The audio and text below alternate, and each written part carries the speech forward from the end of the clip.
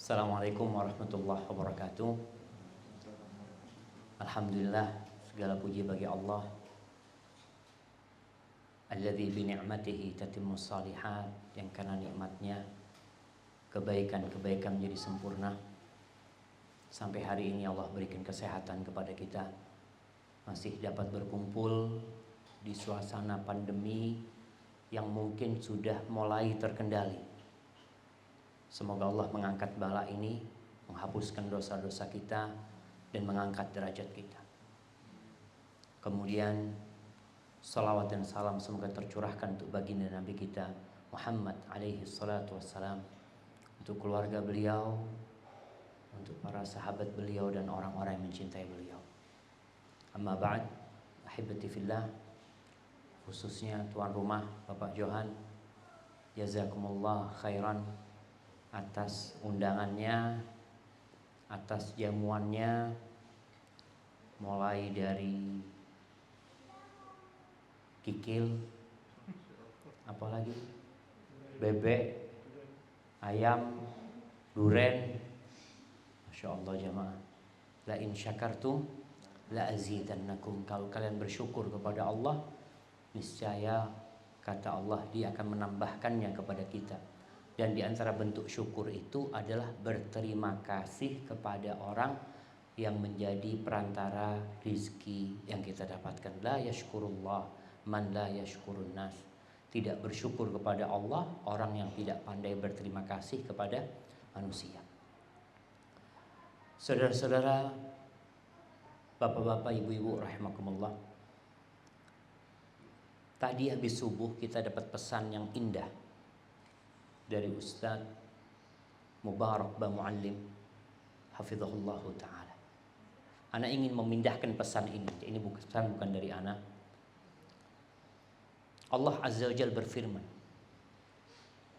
huwa alladhi arsala rasulahu bil huda wa dinil haqq liyudhhirahu 'ala ad-dini kullihi walau karihal musyrikun.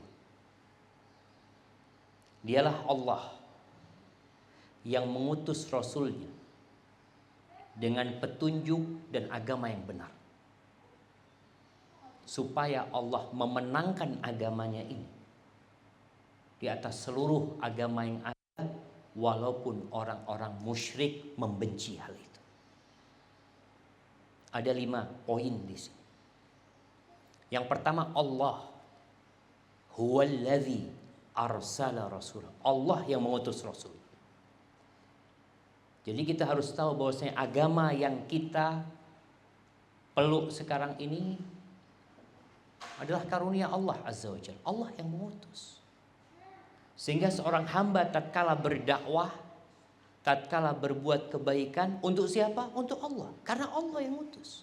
Allah yang menciptakan, Allah yang memberikan segala-galanya. Kemudian poin kedua, Allah yang mengutus. Siapa yang diutus? Nabi kita Muhammad alaihi salatu wassalam. Sehingga dalam berdakwah itu memang kita harus sesuai dengan qala Allah wa qala Rasul. Karena Allah yang mengutus dan Rasul yang diutus. Sehingga dalam berdakwah itu setiap muslim seharusnya, setiap muslim ini jadi pendakwah sebenarnya.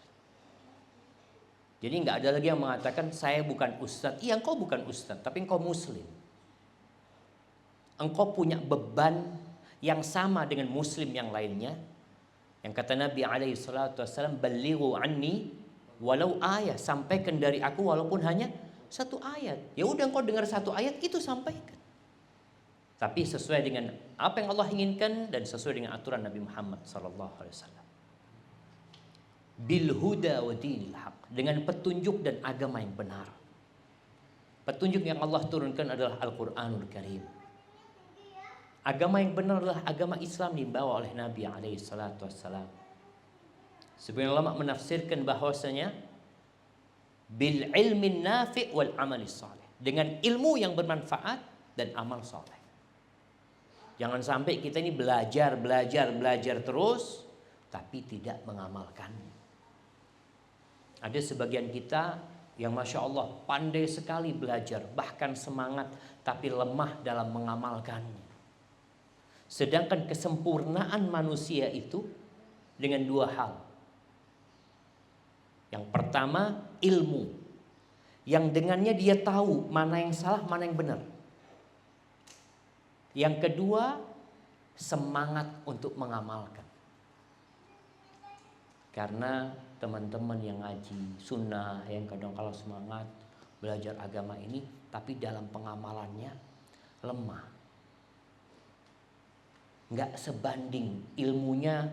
Kalau dikatakan sudah SMP, amalnya masih TK. Maka Allah mengutus Rasulnya dengan petunjuk dan agama yang benar.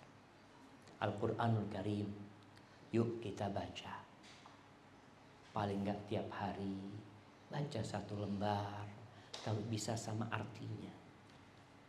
1 lembar aja. Nggak usah muluk-muluk. Anak hatam, alhamdulillah kalau bisa hatam.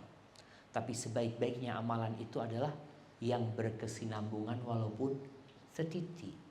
Titik, tapi alhamdulillah istiqomah. Anak dulu setelah alhamdulillah 1 juz. Tiap hari 1 juz sama artinya. Sekarang wis saulan ndak ngaji. Kadang-kala ada orang yang seperti itu, sayang. Yang keempat, liyudhhirahu 'ala ad-dini kulli. Misinya adalah bagaimana Allah memenangkan agama ini di atas seluruh agama yang ada. Walaupun orang-orang musyrik membenci hal itu. Kita harus paham bahwasanya dakwah kita ini dibenci. Ada usaha yang sangat besar untuk mematikan cahaya Allah ini. Kalau dulu orang-orang musyrikin, bagaimana mereka itu berusaha mematikan cahaya Allah ini dengan menfitnah Nabi Muhammad SAW. Yang istilahnya sekarang dibunuh karakter ya. Pembunuhan karakter. Yang pertama itu dai-nya ini loh harus dibunuh karakternya. Dikatakan penyihir, dukun, orang gila. Karena kalau sudah karakternya terbunuh, orang udah gak terpengaruh gitu. Jadi ada usaha untuk itu yang dilakukan oleh musuh-musuh. Dan sekarang media mereka sangat kuat sekali. Dulu aja Allah sudah mengatakan yuriduna liyutfi'u nurallah biafwahim. Mereka ingin memadamkan cahaya Allah itu dengan omongan mereka, dengan lisan, dengan media. Dan mereka tidak pernah berhenti melakukan itu.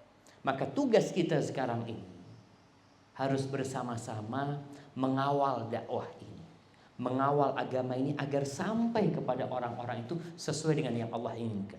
Dan dalam proses itu niat ikhlas lillahi ta'ala dijaga. Karena kan Allah yang mengutus. Kalau kita baca Quran, ud'u ila sabili rabbik, ajak kepada jalan Tuhanmu. Kita dalam berdakwah tidak mengajak kepada kelompok, tidak mengajak kepada ustaz, meloo aku daono. Ikutin kebenaran, ikutin jalan menuju Allah Azza wa Jalla. Nabi Musa alaihissalam ketika diutus menghadap Fir'aun yang sudah melampaui batas, apa kata Allah? Menceritakan Nabi Musa berdoa. Ini pentingnya dai itu untuk terus berdoa.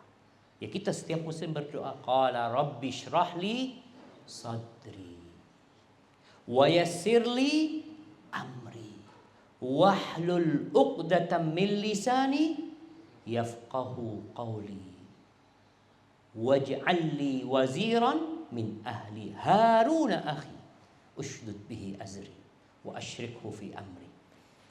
Yang pertama doanya Nabi Musa, Rabbi shrah li sadri, lapangkan dadaku ya Allah. Karena dalam berdakwah antum itu disakiti. Kalau pendakwah itu nggak lapang dadanya, baperan, nggak jalan. Gampang loro hati. Rabbi shrah li sadri. Dan Allah itu mengatakan salah satu nikmat yang Allah berikan kepada Nabi Muhammad apa? Sallallahu alaihi wasallam. Alam nashrah laka sadrak. Bukankah kami telah melapangkan dadamu? Itu nikmat yang Allah ingatkan Nabi Muhammad SAW. Maka Nabi itu sabar jemaah. Sabar, dicekik Nabi SAW, dilemparin batu. Tadi kita sebutkan dibunuh karakternya oleh orang-orang musyrikin, tapi beliau tetap lapang dada. Bagaimana kejadian pulang dari Taif setelah dilemparin batu berdarah-darah kakinya. Lalu ditawarin sama malaikat agar 2 gunung di Mekah itu ditimpakan kepada penduduk Mekah atau penduduk Taif. Apa kata Nabi SAW? Dah, enggak. Aku berharap Allah melahirkan dari sulbi-sulbi mereka hamba-hamba yang mentauhidkan Allah Azza wa Jalla, la yusyrikuna bihi syai'a. Lapang dan itu diminta oleh Nabi Musa. Rabbi shrah li sadri. Yang kedua, wa yassir li amri. Kita itu jangan sok. Oh, saya bisa, saya mampu. Kalau Allah tidak memudahkan, tidak bakalan bisa. Ini Nabi Musa, ulul azmi minar rusul. Beliau minta wa yassir li amri, mudahkan urusan buat aku ya Allah. Bagaimana Nabi Muhammad SAW? Selalu berdoa. Sampai ketika perang Badar, Abu Bakar itu kesian ngelihat Nabi berdoa SAW. Beliau mengangkat tangan sampai selendangnya jatuh, diangkat lagi sama Abu Bakar. Sampai Abu Bakar mengatakan, ya Rasulullah, kafaka munasyadata Rabbi. Allah pasti ngabulkan doamu ya Rasulullah. Cukup. Nabi sampai mengatakan kepada Allah, Allahumma intuhlak hadhil isabah. Ya Allah, kalau kelompok sahabat-sahabatku ini musnah hari ini, binasa hari ini, engkau gak bakal disembah lagi di muka bumi ini ya Allah. Sampai seperti itu doanya Nabi SAW. Maka jangan pernah kita sok dalam berdakwah. Terus kita bergantung sama Allah. Minta dimudahkan punya urusan ya. Tadi kadangkala kita dalam kebersamaan ini terjadi gesekan. Ada kawan-kawan yang mungkin ngomong ya kurang enak, tapi minta dilapangkan dada kita sehingga kita berhusnudzon selalu sama saudara-saudara kita, mengharapkan kebaikan buat mereka. Terus minta sama Allah, wahlul 'uqdatam min lisani yafqahu qawli. Ya Allah, lepas itu ikatan dari lisanku agar orang-orang itu faham dengan ucapanku. Jadi ternyata dalam berdakwah itu yang menjadi poin utama orang itu faham. Ya opo caranya yang penting faham. Mau pakai bahasa Madura, mau bahasa apa. Yang kadang-kala kita harus ngomong berduaan. Yang penting dia faham. Karena kalau ada orang ceramah, selesai ceramah orang ditanya, ngerti? Wallahu a'lam, nggak paham Ustaz ngomong apa. Berarti nggak nyampe dakwahnya itu. Maka penting seorang pendakwah itu, antum juga kalau kita bicara balighu anni walau ayah, antum lihat dengan siapa antum berbicara gitu. Sehingga bisa memilih kata-kata yang tepat, yang pas cocok nih ngomong kayak gini.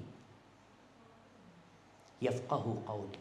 Lalu Nabi Musa alaihissalam faham dakwah itu tidak bisa sendirian. Dakwah itu perlu kawan. Nabi Musa minta langsung supaya Nabi Harun itu dijadikan kawan. Itu kakaknya Nabi Musa. Dijadikan pelindungnya, dijadikan penyokong dakwahnya. Kainu sabbihaka katsira wa nadhkuraka katsira, supaya kita banyak bertasbih. Kalau aku sendirian kan sendirian ya Allah. Tapi kalau sama Nabi Harun berdua. Jadi dalam berdakwah kita butuh saudara, butuh dulur. Menyampaikan agama Allah ini tadi kita nggak bisa sendirian. Wal takum minkum ummatun yad'una ilal khair. Hendaklah kalian ini menjadi satu umat, jadi satu kelompok. Orang-orang yang berkumpul yang mengajak kepada kebaikan. Maka semoga kita bisa menjalankan amanah dari Allah ini buat setiap muslim. Kita ajak orang lain agar dia menyampaikan agama Allah ini. Tapi hidayah itu di tangan Allah. Kadangkala orang tua kita, kadangkala ibu kita, orang-orang yang kita cintai kadangkala itu memusuhi agama Allah ini. Bagaimana ceritanya Nabi Muhammad sama paman Abu Thalib. Ini juga faedah tadi disebutkan oleh Ustaz Mubarak. Abu Thalib itu nggak masuk Islam. Ada hikmah yang besar di sana. Kadangkala pendukung dakwah ini orang lain, orang yang non Muslim Abu Thalib ini. mendukung dakwah Nabi sallallahu alaihi wasallam. Ketika mau meninggal dunia, Rasulullah sallallahu alaihi wasallam datang mengatakan kepada pamannya, "Qul ya am, paman, katakan la ilaha illallah." Sebuah kalimat yang aku akan berhujjah dengannya di hadapan Allah. Kalau engkau itu masuk Islam sebenarnya. Di situ ada Abu Jahal. Di situ ada Abdullah bin Abi Umayyah. Bayangkan. Apa sih keuntungan Abu Jahal sama Abdullah bin Abi Umayyah? Dia kok masih mau menyelamatkan Abu Thalib supaya tidak masuk Islam? Datang ke rumah, ditunggoni itu Abu Thalib. Jangan sampai mati Islam. Nabi kepingin dia mati dalam kondisi muslim. Abu Jahal dan Abdullah bin Abi Umayyah mengatakan, "Atarghabu an millati Abdul Muttalib?" Ini jemaah, pentingnya kita memilih diksi kata kadang-kadang. Dikatakan, "Apakah engkau benci sama agama nenek moyangmu?" Hanya itu yang dikatakan Abu Jahal. Abu Thalib diam, nggak jadi ngomong la ilaha illallah. Akhirnya mati dalam kondisi kemusyrikan. Abdullah bin Abi Umayyah yang menjaga Abu Thalib supaya jangan sampai masuk Islam, masuk Islam. Hidayah. Kita kadang-kadang ngomong sama orang ini tidak nerima. Tonggoni kerungu. Mungkin tonggoni sing oleh hidayah. Kita tidak tahu. Tapi tugas kita menyampaikan. Menjaga keikhlasan, mencontoh Nabi SAW, dan berdoa selalu semoga kita mati husnul khatimah. Hadza wallahu a'lam bishawab. Itu yang bisa saya sampaikan. Masya Allah jam 1 pas. Mudah-mudahan ini bermanfaat. Sekali lagi ini pesan dari Ustaz Mubarak tadi yang beliau sampaikan kepada kami habis salat subuh di Batu. Subhanakallahumma wa bihamdika asyhadu an la ilaha illa anta astaghfiruka wa atubu ilaik. Assalamualaikum warahmatullahi wabarakatuh.